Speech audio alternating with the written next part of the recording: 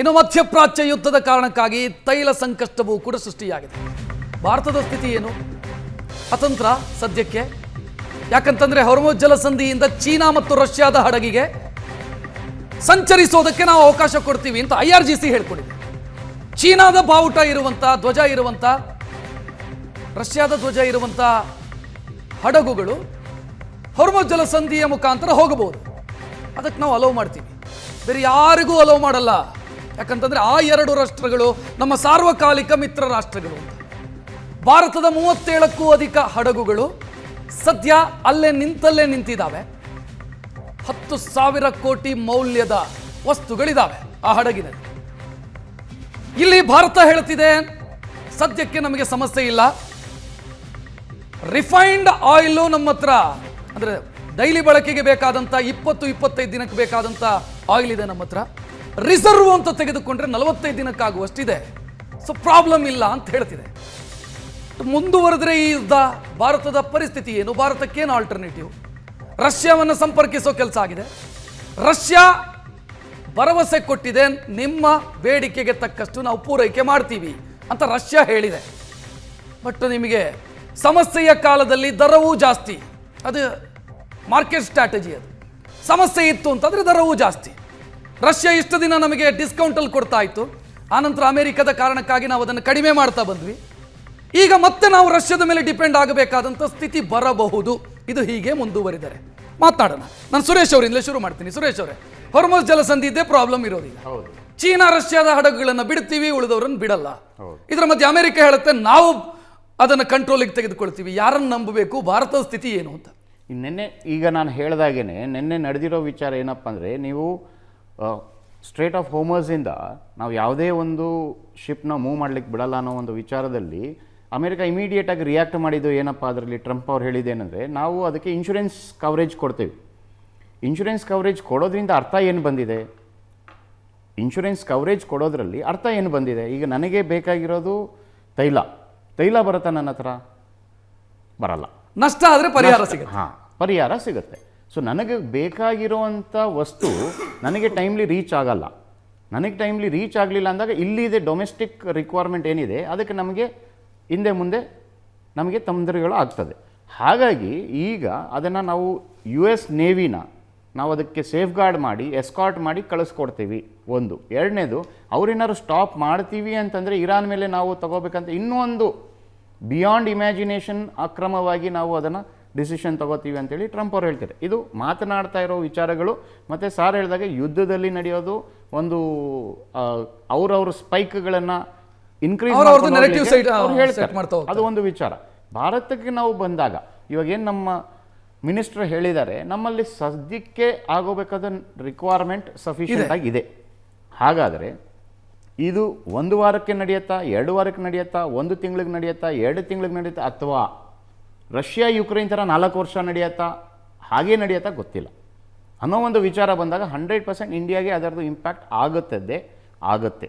ಅದು ನಾವು ಎಕ್ಸೆಪ್ಟ್ ಮಾಡಬೇಕು. ಇದು ಕೆಲವೊಂದು ಇಂಟರ್ನ್ಯಾಷನಲ್ ನೀವು ನ್ಯೂಸ್ ಅಥವಾ ಇಂಟರ್ನ್ಯಾಷನಲ್ ಕ್ರೂಡ್ ಆಯಿಲ್ ಎಕ್ಸ್ಪರ್ಟ್ಸ್ ಬಗ್ಗೆ ನೋಡಿದ್ರೆ $150 ಬ್ಯಾರಲ್ ಆಗುವಂಥ ಸಾಧ್ಯತೆ ಇದೆ ಅನ್ನೋ ಒಂದು ಪ್ರಿಡಿಕ್ಷನ್ಸ್ ಕೊಟ್ಟಿದ್ದಾರೆ. $150 ಅಂದರೆ ಏನರ್ಥ? ಇವತ್ತಿಗಿಂತ ಆಲ್ಮೋಸ್ಟ್ ಡಬಲ್. ಹೌದು, ಆಲ್ಮೋಸ್ಟ್ ಡಬಲ್ಗಿಂತ ನಾವು ಡಬಲ್ ಅಂತಲೇ ಹೇಳ್ಬೋದು. ಯಾಕಂದರೆ ಈಗ ಈ ಯುದ್ಧ ಕಾರಣದಿಂದ ನಮ್ಮ $65 ಇದ್ದಿದ್ದು ಬ್ಯಾರಲ್ಲು 80, 84, 85 ಬಂದಿದೆ. ಇವತ್ತಿಗೆ ನಿನ್ನೆ ಸ್ವಲ್ಪ ಮತ್ತೆ ಕೆಳಗಾಗಿ ಇವತ್ತಿಗೆ ಆಲ್ಮೋಸ್ಟ್ $84, $84 ಇವತ್ತಿನ ಪರಿಸ್ಥಿತಿಗೆ ನಡೀತಿದೆ ಅಂದಾಗ $150 ಹೋಗುತ್ತೆ ಅಂದಾಗ ಆಬ್ವಿಯಸ್ಲಿ ನಮ್ಮ ಇನ್ಫ್ಲೇಷನ್ಗೂ ಹಿಟ್ ಆಗುತ್ತೆ. ಇದಕ್ಕೆ ರಿಯಾಕ್ಟಿವ್ ಆಗಿ ನಾವು ಹೇಳಬೇಕು ಅಂತಂದರೆ ಆಲ್ರೆಡಿ ನಮ್ಮ ಇಂಡಿಯನ್ ಮಾರ್ಕೆಟು ಸಹ ಅದನ್ನು ರಿಯಾಕ್ಟ್ ಮಾಡಿದೆ. ಡಾಲರ್ ಎಲ್ಲಿಗೆ ಹೋಯ್ತು? ಡಾಲರ್ 92 ಹೋಯ್ತು. ಸೊ ಈಗ 92ಕ್ಕೆ ಹೋದಾಗ ಆಟೋಮ್ಯಾಟಿಕಲಿ ನಮ್ಗೆ ಅದು ಇಂಡಿಕೇಶನ್ ಬರ್ತಾನೆ ಇದೆ. ಹಾಗಾಗಿ ನಾವು ಇಲ್ಲಿ ಮಾಡಬೇಕಾಗಿರೋ ವಿಚಾರ ಏನಪ್ಪ ಅಂದರೆ, ತಾವು ಹೇಳಿದಾಗೇನೆ ರಕ್ಷಿತ್, ರಷ್ಯಾ ಜೊತೆ ನಮ್ಮ ಏನು ಹೊಂದಾಣಿಕೆ ಇದೆ, ನಮ್ಮ ಏನು ಪ್ರೀತಿ ವಿಶ್ವಾಸ ಇದೆ, ಏನು ಪುತಿನ್ ಅವ್ರ ಮೋದಿ ಅವ್ರದ್ದು ಏನು ಕಾಂಬಿನೇಷನ್ ಇದೆ, ಅದನ್ನೇ ಒಂದು ನಾವು ಸಹಾಯಕವಾಗಿ ತಗೊಂಡು ಇದನ್ನ ನಾವು ಬಳಸ್ಕೋಬೇಕಾಗಿರುವಂತ. ನಾನು ಪ್ರಭಾಕರ್ ಅವರನ್ನ ಅದೇ ವಿಚಾರ ಕೇಳಬೇಕಾಗತ್ತೆ. ಪ್ರಭಾಕರ್ ಸರ್, ಈಗ ತೈಲ ಅಥವಾ ಕ್ರೂಡ್ ಆಯಿಲ್ನ ದರ ಜಾಸ್ತಿ ಆಗುವಂಥ ಸಾಧ್ಯತೆಗಳು ಕಾಣ್ತಾ ಇದೆ. ಹೊರ್ಮುಜ್ ಬಿಕ್ಕಟ್ಟು ಯಾವಾಗ ಬಗೆಹರಿಯುತ್ತೆ ಅನ್ನೋದಕ್ಕೆ ಇಲ್ಲಿಯ ತನಕೂ ಕೂಡ ಯಾವುದೇ ಸ್ಪಷ್ಟತೆ ಸಿಗ್ತಾ ಇಲ್ಲ. ಒಂದು ವೇಳೆ ಭಾರತಕ್ಕೆ ಸಮಸ್ಯೆ ಸೃಷ್ಟಿಯಾಯಿತು ಅಂತಾದರೆ ರಾಜತಾಂತ್ರಿಕವಾಗಿ ಭಾರತದ ಮುಂದೆ ಏನು ಆಪ್ಷನ್ನು? ರಷ್ಯಾ ಒಂದೇನಾ ಅಥವಾ ಬೇರೆ ಆಪ್ಷನ್ ಇದೆಯಾ? ನೋಡಿ, ಇದರಲ್ಲಿ ಬೇಗ ಬೇಗ ಈ ಸಮಸ್ಯೆ ಕೊಲ್ಲಿ ರಾಷ್ಟ್ರಗಳ ಪ್ರದೇಶದಲ್ಲಿ ಮುಗಿಯುತ್ತೆ ಅನ್ನೋದು ಕೂಡ ನಮಗೆ ಕೆಲವು ಗೋಚರವಾಗ್ತಾ ಇದೆ. ಅದೆಲ್ಲ ಸಾಂಕೇತಿಕ ರೂಪವಾಗಿದೆ. ನಿನ್ನೆ ಯುರೋಪಿಯನ್ ಯೂನಿಯನ್ನಿಂದ ಒಂದು ಮೀಟಿಂಗು ಸೈಪ್ರಸ್ನಲ್ಲಿ ನಡೀತಾ ಇತ್ತು. ಅಲ್ಲಿ ಬ್ರಿಟಿಷ್ಗೆ ಸಂಬಂಧಪಟ್ಟಂಥ ಒಂದು ಯಾವುದೋ ಮಿಸೈಲ್ಸ್ನ ಇರಾನ್ ಅವರಲ್ಲಿ ಅಟ್ಯಾಕ್ ಮಾಡಿದ್ರು. ಹಾಗಾಗಿ ಯುರೋಪಿಯನ್ ಯೂನಿಯನ್ ಅವರು ತಕ್ಷಣ ಅವ್ರದ್ದು ಒಂದು ಮೀಟಿಂಗ್ನಲ್ಲಿ ಇದು ನಮಗೆ ಸ್ವಲ್ಪ ಪಕ್ಕದಲ್ಲಿರೋದ್ರಿಂದ ತೊಂದರೆ ಆಗಬಹುದು, ನಾವು ಕೂಡ ಎಚ್ಚೆತ್ಕೊಳ್ಬೇಕು ಅಂತ ಹೇಳ್ತಾ ಇದ್ದಾರೆ. ಈಗ ನಮ್ಮ ಆರ್ಥಿಕ ತಜ್ಞರು ಸುರೇಶ್ ಅವರು ಹೇಳಿದ ಪ್ರಕಾರ ಡಾಲರು ಅತಿಯಾಗಿ ಪವರ್ಫುಲ್ ಇದೆ ಅಂತ. ಹೌದು, ಹೆಚ್ಚು ರಾಷ್ಟ್ರಗಳಲ್ಲಿ. ಆದರೆ ಇನ್ನು ಕೆಲವು ಕರೆನ್ಸಿಗಳನ್ನು ಸೇಫ್ ಹೆವೆನ್ ಅಂತ ಕೂಡ ಕರೀತಾರೆ. ಅದರಲ್ಲಿ ಯಾವುದು ಫ್ರ್ಯಾಂಕೋ, ಎನ್ನೋ, ಈ ರೀತಿಯಾಗಿ. ಈಗ ಡಾಲರ್ಗೆ ಪರ್ಯಾಯವಾಗಿ ಬೇರೆ ಕರೆನ್ಸಿಯನ್ನು ಉಪಯೋಗ ಮಾಡಬಹುದು ಅಂತ ಬ್ರಿಕ್ ಹಾಗೂ ಬೇರೆ ರಾಷ್ಟ್ರಗಳು ಕೂಡ ಯೋಚನೆ ಮಾಡ್ತಾ ಇರೋದ್ರಿಂದ ಲಾಂಗ್ ಟರ್ಮ್ನಲ್ಲಿ ಡಾಲರ್ನ ಇಂಪಾರ್ಟೆನ್ಸು ಡಿಕ್ಲೈನ್ ಆಗೋ ಚಾನ್ಸಸ್ಸು ಇದೆ. ಈಗ ಸದ್ಯಕ್ಕೆ ವಾರ್ ಫಾಗ್ ಹೆಚ್ಚಾಗಿದೆ ಮಧ್ಯಪ್ರಾಚ್ಯದಲ್ಲಿ. ಈ ಫಾಗು ಕ್ಲಿಯರ್ ಆಗತ್ತೆ, ಯಾವತ್ತು ಪರ್ಮನೆಂಟ್ ಆಗಿ ನಿಲ್ಲೋದಿಲ್ಲ. ಸರ್, ಇಲ್ಲಿ ಒಂದು ಪ್ರಶ್ನೆ ನಾನು ಸೇರಿಸಿ ಉತ್ತರ ಕೊಡ್ತೀನಿ ಸರ್. ಈಗ ಒಂದು ವೇಳೆ ಹೊರ್ಮೋಸ್ ಜಲಸಂಧಿಯ ಪರಿಸ್ಥಿತಿ ದೀರ್ಘಕಾಲಕ್ಕೆ ಮುಂದುವರಿಯಿತು ಅಂತ ಅನ್ಕೊಳ್ಳೋಣ, ನಾವು ರಷ್ಯಾದ ಮೇಲೆ ಡಿಪೆಂಡ್ ಆಗಬೇಕಾದಂಥ ಸ್ಥಿತಿ ಬರುತ್ತೆ. ರಷ್ಯಾ ಹೇಗೆ ರಿಯಾಕ್ಟ್ ಮಾಡುತ್ತೆ ಅಂತ ನನಗಿರೋದು ಕುತೂಹಲ. ಯಾಕಂತಂದ್ರೆ ಅಮೆರಿಕ ಹೇಳುತ್ತು ಅಂತಂತ ನಾವು ರಷ್ಯಾದಿಂದ ಇಂಪೋರ್ಟ್ ಮಾಡ್ಕೊಳ್ತಾ ಇದ್ವಿ, ಅದನ್ನು ಕಡಿಮೆ ಮಾಡ್ತಾ ಇದ್ದೀವಿ ಟ್ಯಾರಿಫ್ ವಿಚಾರದಲ್ಲಿ. ಈಗ ನಮಗೆ ಕಷ್ಟ ಆಗ್ತಿದೆ ಅಂತ ಮತ್ತೆ ರಷ್ಯಾದ ಬಳಿಗೆ ಹೋದ್ರೆ ರಷ್ಯಾ ನಮಗೆ ಡಿಸ್ಕೌಂಟಲ್ಲೇ ಕೊಡುತ್ತಾ ಅಥವಾ ರಷ್ಯಾ ಹೇಗೆ ರಿಯಾಕ್ಟ್ ಮಾಡುತ್ತೆ?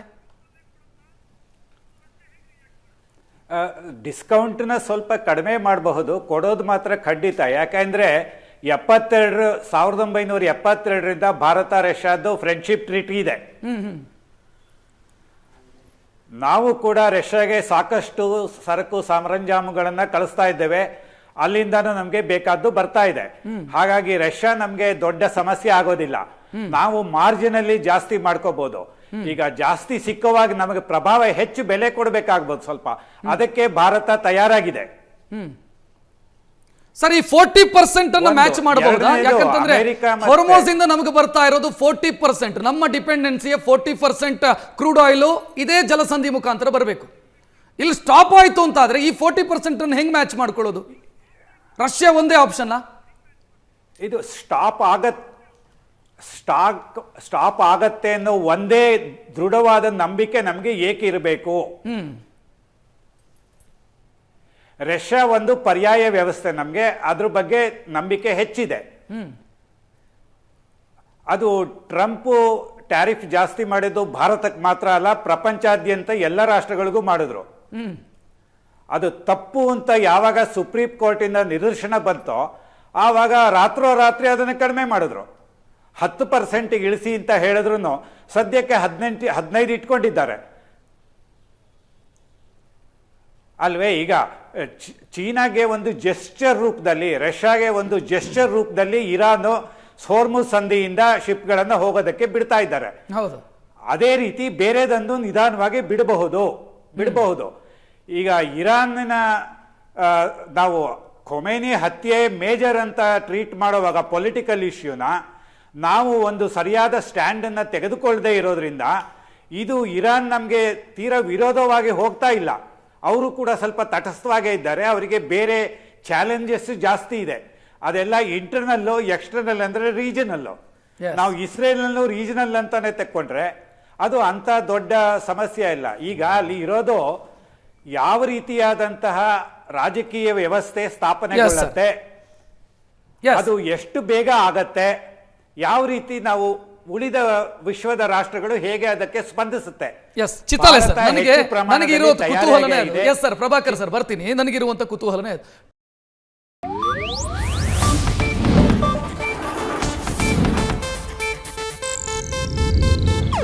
ಇದು ಏಷ್ಯಾನೆಟ್ ನ್ಯೂಸ್ ನೆಟ್ವರ್ಕ್ ಪ್ರಸ್ತುತಿ.